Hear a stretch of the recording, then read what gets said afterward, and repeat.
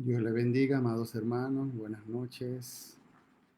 Vamos a comenzar con nuestro estudio del capítulo 7 del libro de los Hebreos. Vamos a esperar que algunos comiencen a conectarse. Ya vamos por el capítulo 7, son 13 capítulos. Son 13 capítulos maravillosos, llenos de mucho conocimiento del Señor. Vamos a ir viendo mientras se van conectando. Dios le bendiga. Ya veo a Guillermina por ahí conectada. Gracias, Miguelina, por acompañarnos.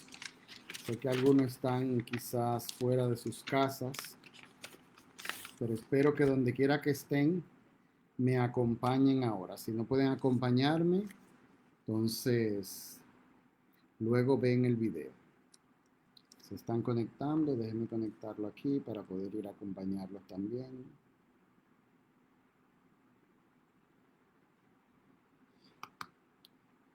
Vamos preparándonos, perfecto, por aquí está. Estoy para ir viendo los mensajes también.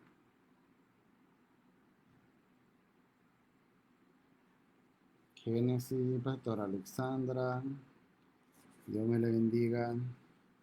Mientras se van conectando, vamos a ir viendo el capítulo 7. Ya estamos avanzando en este libro. Yo espero que ustedes hayan ido guardando todos sus apuntes. Recuerden que iniciamos este libro, esta epístola, ¿verdad? La epístola a los hebreos que inició la pastora dando un pequeño fondo histórico y algunos aspectos importantes, cómo hemos ido desglosando esas advertencias de Dios, esa necesidad de madurez espiritual que vimos la semana pasada. Recuerden el capítulo 6 que desglosamos bastante esas promesas de ese descanso venidero, el estar en nuestro trabajo, en nuestro oficio, en nuestra profesión, dedicados a ello. Entonces tenemos en esta ocasión el capítulo 7. Vamos a ver en lo que se van conectando algunos hermanos. Vamos a comenzar por ahí. Padre, en el nombre de Jesús te doy mil gracias, Señor. Gracias porque una vez más tú nos das esta oportunidad, Señor, de compartir tu palabra. De que aunque estamos distantes, Señor, nos conectamos a través de estos dispositivos para juntos y unánimes, Señor, compartir el conocimiento de tu palabra que tú has guardado para nosotras del día de hoy, Señor. Declaro en el nombre poderoso de Jesús que cumplirá el propósito para el cual tú la mandaste, tú la enviaste, para la cual ha llegado a nuestras vidas. Padre, te pido que abra nuestros oídos espirituales, que abra nuestros ojos, que podamos ver y entender las maravillas que tu palabra tiene para nosotros, los secretos profundos, aquellos que solo a tus hijos tú les revelas, Señor. Abre nuestro corazón para poder entenderlo. Gracias te doy, Señor. Gracias porque tu palabra es viva y eficaz y porque penetra lo más profundo de nuestro ser para transformarnos, Señor. Gracias. Gracias te doy. Bendice a cada uno de tus hijos, cada uno de mis hermanos que están conectados viendo, que me acompañan, que nos acompañan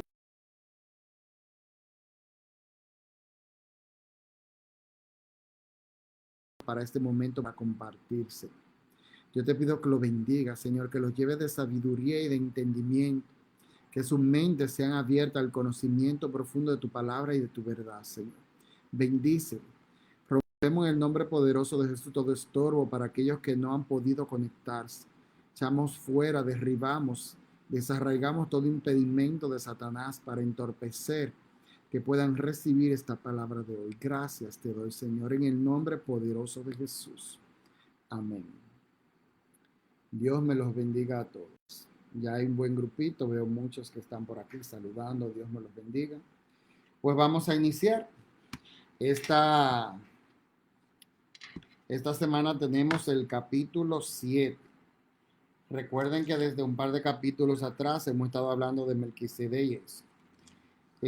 No vamos a leer la historia de Melquisedec en Génesis, porque aunque la podemos, pero aquí básicamente la desglosa casi idéntica a lo que dice en Génesis. Muy, muy parecido. Entonces, hoy vamos a hablar sobre eso básicamente. Todo lo que tiene que ver con el sacerdocio de Melquisedec y esa relación con el sacerdocio de Cristo como el sumo sacerdote que es, nuestro sumo sacerdote. ¿Y de dónde viene la comparación y todo eso? Vamos entonces a ver algunas partes. En esta ocasión, este capítulo, vamos a leer más versículos, porque hay que leer varios para poder ir agarrando la información.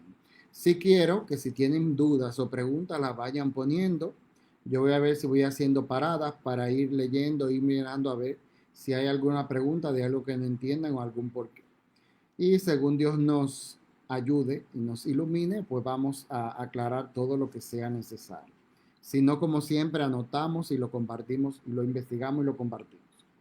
Vamos a comenzar leyendo los primeros 3 versículos que hay, creo que está parte del fundamento. Ya tienen su Biblia por ahí, búsquenla. Estoy buscando mi lápiz, que lo tengo aquí. Saben que voy marcando y encerrando. Quiero leer del capítulo 7, Hebreos capítulo 7, versículos 1, 2 y 3. Vayan leyéndolo en su casa conmigo. Porque este Melquisedec, rey de Salem, sacerdote del Dios Altísimo, ya yo marqué eso, que salió a recibir a Abraham, que volvía de la derrota de los reyes. ¿Y qué hizo? Le bendijo, a quien asimismo dio a Abraham los diezmos de todo, y cuyo nombre significa primeramente rey de justicia y también rey de Salem, que esto es rey de paz. Sin padre, sin madre, sin genealogía, que ni tiene principio de días ni fin de vida, sino hecho semejante, y escuchen esto, que aquí es donde está la clave de prácticamente todo, hecho semejante al Hijo de Dios, permanece sacerdote para siempre. Aquí hay mucha información importante. Eso es rey de justicia, rey de Salem, que es rey de paz.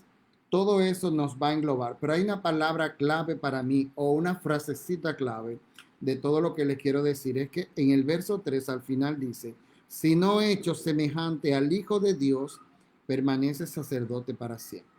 Si nos damos cuenta, aquí está hablando de un rey que era sacerdote.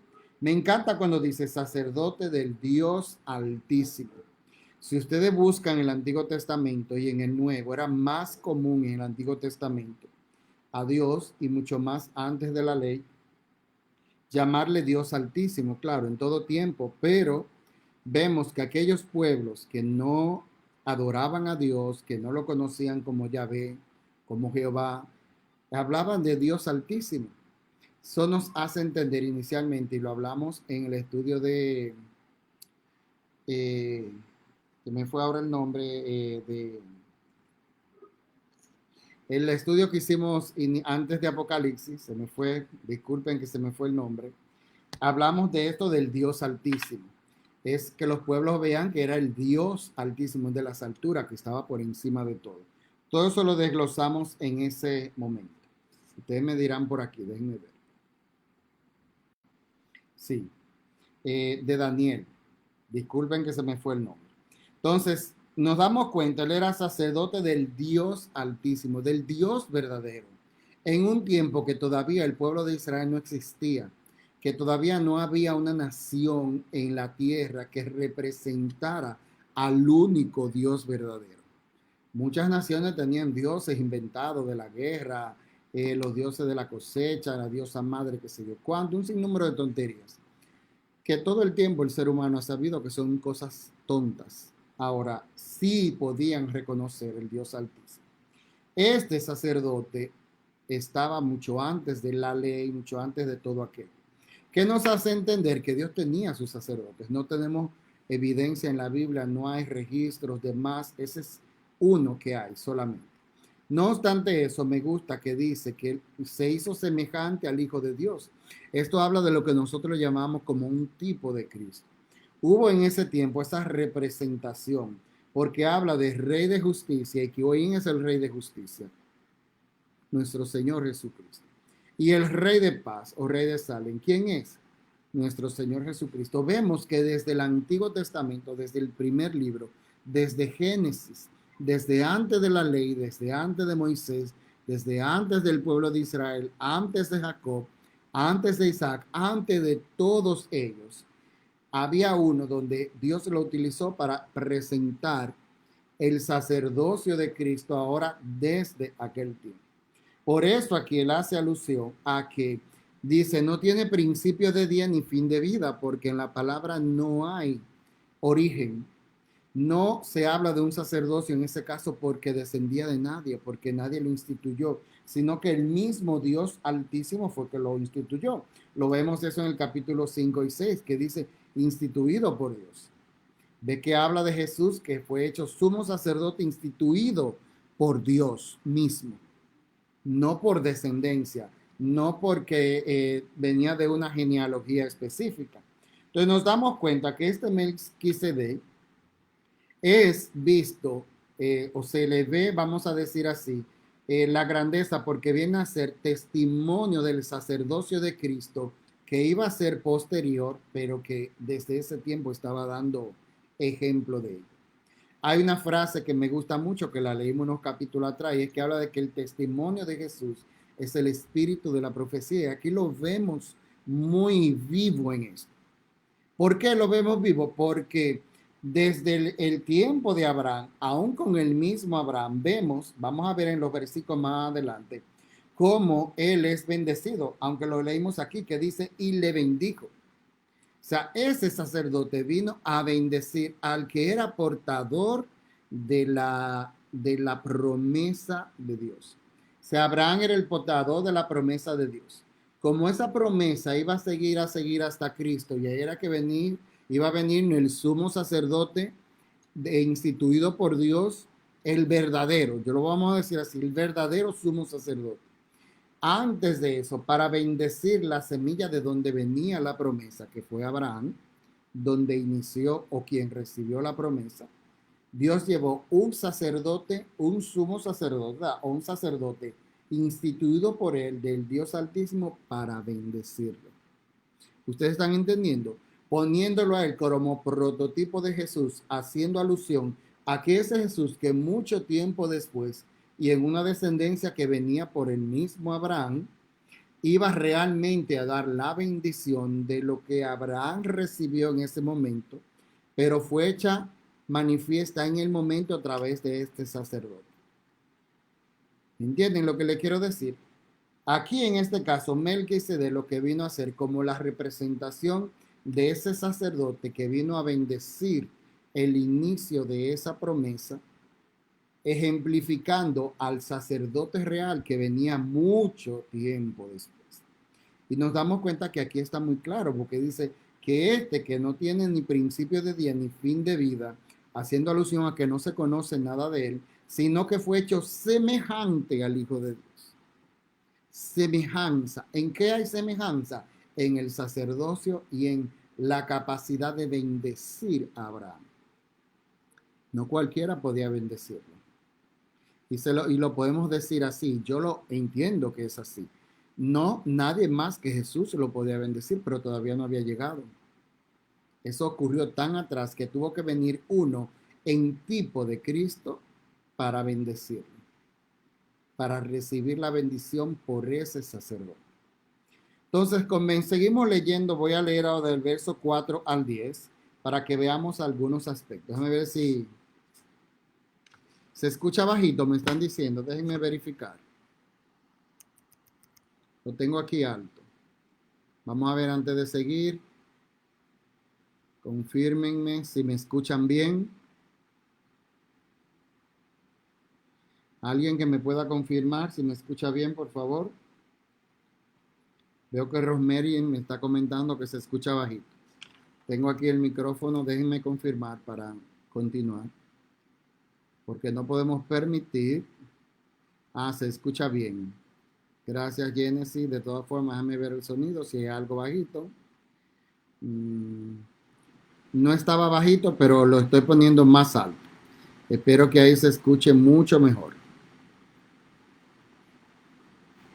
Ok, ahora me escuchan más alto. Perfecto, si parece que algún... Perfecto, muchas gracias. Eso quiere decir que ustedes están conmigo. Estoy probando a ver si ustedes están pendientes y atentos. Esta palabra maravillosa, esta revelación que vino a través de ese sacerdocio de Melquisedec para que nosotros entendiéramos hoy. Entonces vamos a leer de los versos del 4 al 10 y vayan leyéndolo conmigo allá en sus casas. Dice así: considerad pues cuán grande era este, a quien aún Abraham el patriarca dio diezmos del botín. O sea, y yo digo, voy a seguir leyendo, pero yo digo tanto que no era grande él, sino lo que él estaba representando. Ahí era donde estaba su grandeza, porque estaba representando un tipo de Cristo, de Jesús, Jesucristo, nuestro Salvador, el Hijo de Dios. Vuelvo y leo el 4. Considerad pues cuán grande era este, a quien aún Abraham, el patriarca, dio diezmo del botín. Ciertamente los que de entre los hijos de Leví reciben el sacerdocio tienen mandamiento de tomar del pueblo los diezmos según la ley, es decir, de sus hermanos, aunque estos también hayan salido de los lomos de Abraham. O sea, quiere decir que aún siendo todos ellos descendientes de Abraham, según la ley, todos sus hermanos tenían que darle al pueblo de Leví los diezmos y ofrendas. Pero aquel cuya genealogía no es contada entre ellos, tomó a Abraham, o sea, uno que no es descendiente de Abraham, ¿están entendiendo? Tomó de Abraham los diezmos y bendijo al que tenía las promesas. Eso es importante resaltarlo. Sin él ser de esa descendencia, no sin ser, no. Intencionalmente, no siendo de esa descendencia, tomó los diezmos. ¿Pero de quién? Del que tenía la promesa. ¿Y qué hizo? Que lo bendijo. Y sin discusión alguna, el menor es bendecido por el mayor. Así es. Y aquí también, ciertamente, reciben los diezmos hombres mortales, pero allí uno de quien se da testimonio de que vive. Si ustedes se dan cuenta, ese diezmo que dio Abraham a Melquisedec, no fue un diezmo que se lo dio Abraham a Melquisedec. Fue un diezmo que Melquisedec lo recibió, pero lo recibió Cristo, porque él era prototipo, era como, no puedo decir representante, porque esa palabra no es la apropiada, pero era como la imagen o la intención en ese inicio de ese sacerdote, que es nuestro sumo sacerdote, que iba a ser instaurado después. Así, y vamos a ver otra parte que habla de eso. Y por decirlo así, en Abraham pagó el diezmo también Leví, que recibe los diezmos, porque aún estaba en los lomos de su padre cuando Melquisedec le salió al encuentro. Si ustedes se dan cuenta, en esta parte podemos ver que aún Leví, descendiente que iba a recibir los diezmos de todo el pueblo, a través de Abraham dio ese diezmo. Y si seguimos las descendencias, nos damos cuenta que todos a partir de ahí, hasta Jesús, dieron el diezmo cuando Dios lo dio. Pero se lo dieron ¿a quién? Al que está al otro lado, que fue a Cristo.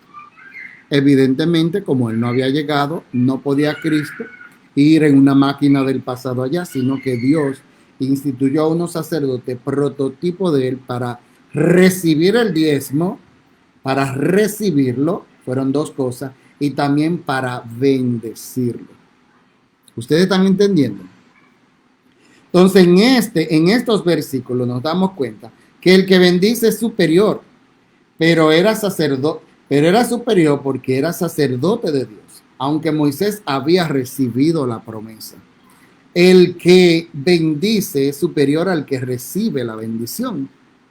Entonces, en ese caso, Melquisedec no es superior en sí mismo, sino en que es prototipo de Cristo. Ahí es donde está su superioridad, en que representó, podemos decir entre comillas, o prototipó a Cristo que venía después, pero en el tiempo en que Abraham lo necesitaba, porque Abraham estuvo en ese tiempo, no estuvo después. Entonces esto es muy importante. Aquí vemos la grandeza de un sacerdocio instituido en específico por Dios y no por herencia. Ese es otro aspecto muy importante. Es un sacerdocio que no fue por herencia, por descendencia de una genealogía, sino que Dios lo instituyó para hacer eso. Se fue su trabajo. Vemos en los versos del 11 al 14. Si pues la perfección fuera por el sacerdocio levítico, porque bajo él recibió el pueblo la ley. Y presten atención que aquí hay una información muy importante. ¿Qué necesidad habría aún de que se levantase otro sacerdote según el orden de Melquisedec y que no fuese llamado según el orden de Aarón? Ahí habla de la imperfección de esa ley, de ese pacto y de ese sacerdocio. No fuera necesario si ese sacerdocio por la herencia, por la genealogía y por descendencia del pueblo de Leví, en este caso específico de Aarón, no fuera necesario instituir otro. Pero vamos a ver qué dice el verso 12, porque cambiado el sacerdocio, necesario es que haya también cambio de ley. Y yo lo diría hasta al revés. Al cambiar ya de pacto, ya ese antiguo pacto, el antiguo pacto que fue dado a Abraham, al ya venir este nuevo pacto, este nuevo testamento a través del Evangelio de Cristo, se necesita un cambio de sacerdote, pero no un cambio de sacerdote por el mismo pacto, sino directo de Dios. Seguimos en el 13. Y aquel de quien se dijo esto es de otra tribu, de la cual nadie sirvió al altar. O sea, Jesús vino de la tribu de Judá, no de la tribu de Leví. Y dice el 14, porque manifiesto es que nuestro Señor vino de la tribu de Judá, de la cual nada habló Moisés tocante al sacerdocio.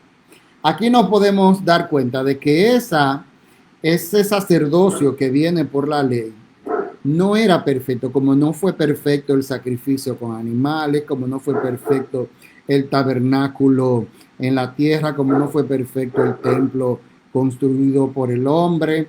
Nada de eso, todo eso es prototipo de lo eterno, prototipo de lo venidero.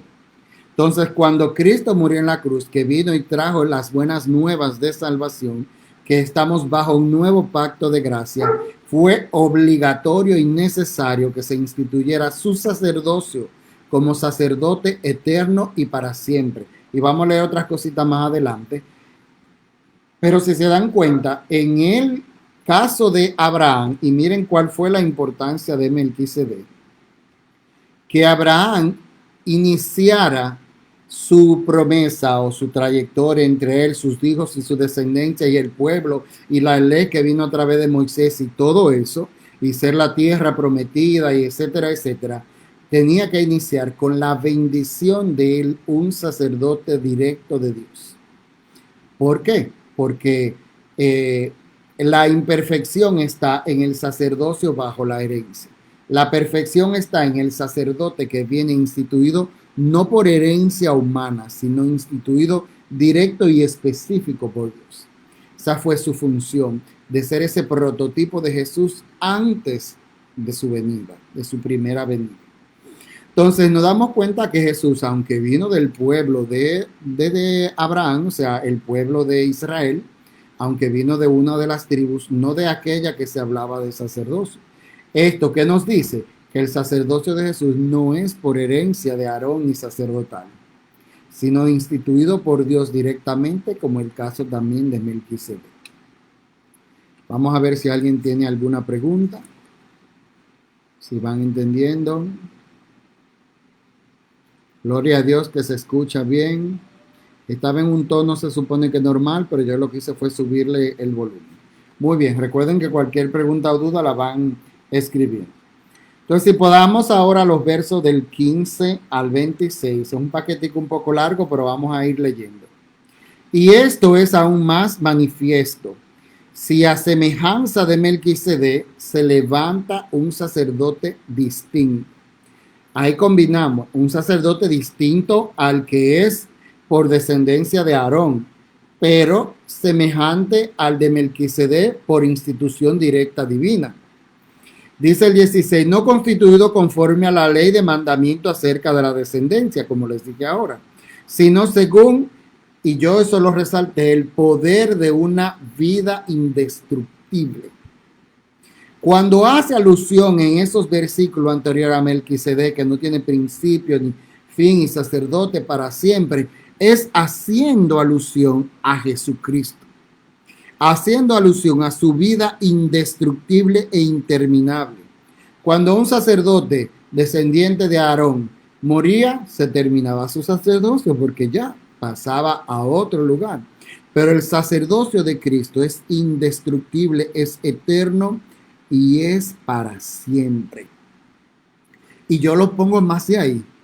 Yo entiendo que ese es el sacerdote y el sumo sacerdote original de los siglos por los siglos desde el inicio, pero que tuvo que esperar su momento, venir a la tierra, morir en la cruz, resucitar al tercer día, ir a la diestra del Padre para ser instituido como tal. Pero Él es y ha sido nuestro sumo sacerdote por siempre. Todo lo de nuestro Señor es eterno por siempre y para siempre. Eterno para atrás y eterno para adelante. Pero Él se vino a ser sumo sacerdote o a ser instituido directamente cuando vino a morir en la cruz y a presentarse como sacrificio.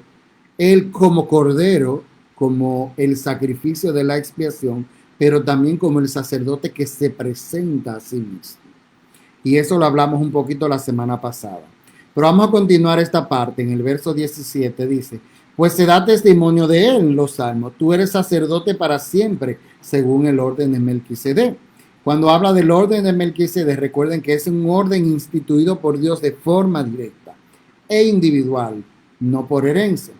Dice el 18, queda pues abrogado el mandamiento anterior a causa de la debilidad e ineficacia. Está hablando ahí de ese mandamiento por la ley. Pues nada perfeccionó la ley, dice el 19, y de la introducción de una mejor esperanza por la cual nos acercamos a Dios. Y esto no fue hecho sin juramento.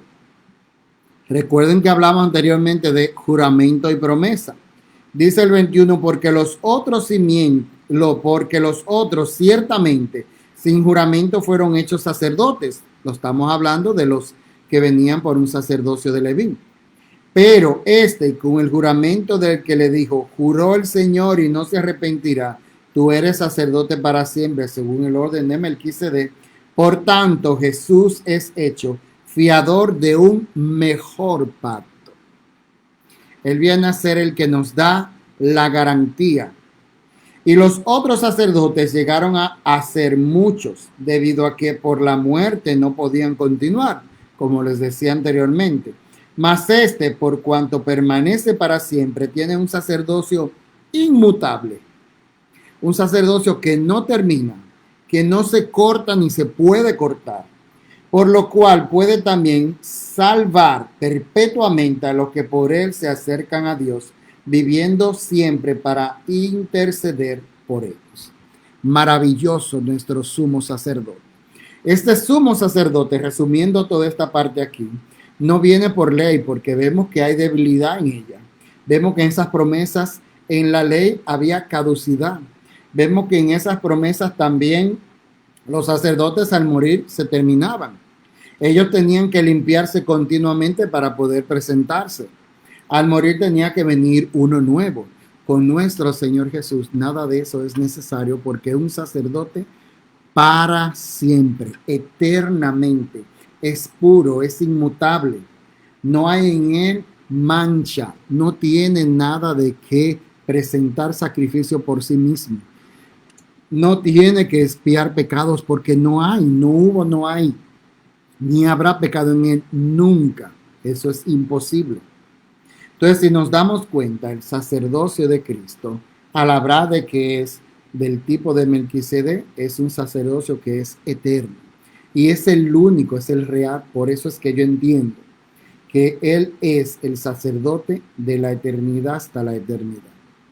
En Él, cuando Él murió, cuando Él entregó sacrificio, fueron perdonados todos aquellos que supuestamente fueron perdonados al entregar un animal en sacrificio. Eso fue solamente un acto de espera. Cuando Cristo murió, los pecados de todos los que habían muerto anterior, todos aquellos que habían presentado sacrificio, al morir Jesús en la cruz, fue que realmente esos pecados fueron perdonados. Lo que lo hicieron primero fueron retenidos para obediencia, luego fueron perdonados eternamente a través del sacrificio de Jesús. Seguimos en el verso 26, dice, porque tal sumo sacerdote, maravilloso, tal sumo sacerdote nos convenía. Oigan, porque era santo, inocente, sin mancha, apartado de los pecados y hecho más sublime que los cielos, que no tiene necesidad cada día, como aquellos sumos sacerdotes, de ofrecer primero sacrificio por sus propios pecados y luego por los del pueblo, porque esto lo hizo una vez para siempre, ofreciéndose a sí mismo. Ese es nuestro sumo sacerdote, que se presentó delante del Padre con él mismo como cordero degollado, como sacrificio, derramando su sangre, para que nosotros podamos recibir perdón a través de él, presentados por él mismo para nosotros. Es un sacerdote sin pecado, sin mancha, inocente, santo, puro, inmaculado, todo lo que usted quiera poner. Y dice el último verso, porque la ley constituye sumos sacerdotes a débiles hombres, pero la palabra del juramento posterior a la ley, al Hijo, hecho perfecto para siempre. Gracias, Señor, por esta palabra maravillosa que tú nos has dado. Cuán bienaventurados, Señor, somos, que tú mismo te has presentado como sacrificio y como aquel que va delante del Padre al trono de la gracia, al trono de gloria, a presentarse a favor de cada uno de nosotros para limpiar todo nuestro mal, todo nuestro pecado, todo nuestro pasado, Señor. Gracias te damos, gracias, Padre amado. Maravilloso. Vamos a ver si alguno de ustedes tiene alguna pregunta. Gracias, Señor. Gracias porque tu palabra es viva y eficaz y nos transforma, nos toca, nos penetra. Transforma nuestro ser, llena nuestra vida de gozo. Nos hace ver lo afortunado y bienaventurado que somos. Que tú, el gran sumo sacerdote, eres nuestro sacerdote, que tú cuidas de nosotros, Señor. Que tú estás delante del Padre intercediendo continuamente y para siempre a nuestro favor. Gracias te doy, Señor, en el nombre poderoso de Jesús. Si ustedes se dan cuenta, esta palabra poderosa nos hace entender que nuestro sumo sacerdote perfecto no solamente bendijo, nos ha bendecido a nosotros, no solamente fue bendición para los que no éramos de la promesa, los que estábamos fuera de ella, sino que también fue bendición aún desde el inicio de la promesa, llevando bendición a quien recibió la promesa para que esa bendición lo acompañara todo el tiempo, durante todo el tiempo de la promesa. Y hoy en día, nuestro sumo sacerdote está sentado a la diestra del Padre.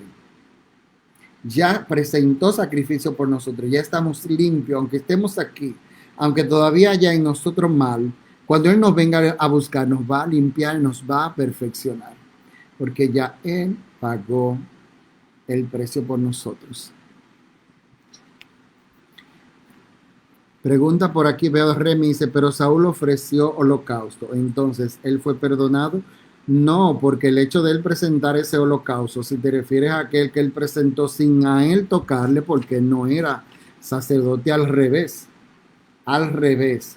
él ofendió a Dios al haber llevado sacrificio sin a él tocarle, porque él no era sacerdote, él no era de la tribu de Leví, él no le tocaba ese trabajo. Entonces, él lo hizo apresuradamente por desesperación. Entonces, el hecho de haber presentado no implica que él fuera perdonado. Porque el perdón, eso lo podía hacer solamente el sumo sacerdote una vez al año. Primero presentaba sacrificio por él y luego por todo el pueblo. Pero tenía que ser el que estaba instituido para hacerlo. Asimismo, como solo Jesús podía presentarse a él mismo. Y fíjense, como hablamos la semana pasada, que lo recuerdo, que no había otro cordero, no había quien presentar en sacrificio cuyo derramamiento de sangre tuviera tanto poder como para perdonar los pecados de todos los tiempos, pasados, presentes y futuros, de toda la humanidad que ha nacido y la que falta por nacer. Solo Él podía ser ese cordero, pero de igual forma, solo Él podía ser el sumo sacerdote, porque era el único limpio y puro para poder presentar esa ofrenda que era Él mismo, ese holocausto que era Él. No había otro, no hay. Por eso él tuvo que ejercer los dos papeles. Es como que usted tenga una película y usted sea malo y bueno, el mismo actor. Y él tuvo que ejercer ambos porque era el único en toda la creación con las características y la capacidad, y déjenme ver cuál sería la palabra, la, la esencia, el único que podía tener la santidad suficiente para ejercer ese trabajo era el mismo Dios. No hay otro. Amén. Así dice, como dice el pastor Rando, por esto es que el diezmo no tiene que ver con la ley, por cuanto fue dado por Abraham mucho antes de Dios dar la ley a Moisés, la cual vemos en el Pentateuco, y vemos como ese sacerdote Melquisedec recibió esos diezmos y habla de que aún la tribu de Leví, no solo ella, sino aún ellos. Eso implica que toda la descendencia de Abraham y todo aquel que recibió la promesa a través de Abraham, que se extendió, diezmó en lo que Abraham diezmó a Melquisedec. Pero no lo recibió Melquisedec como tal, sino fue un diezmo que recibió Dios. Eso es como cuando usted diezma en la iglesia. Quizás se usa en la iglesia para cosas de la iglesia, para servicios de la iglesia, pero no es la iglesia que los recibe, la recibe Dios. Y ahí mismo vemos como el mismo Señor recibió ese diezmo.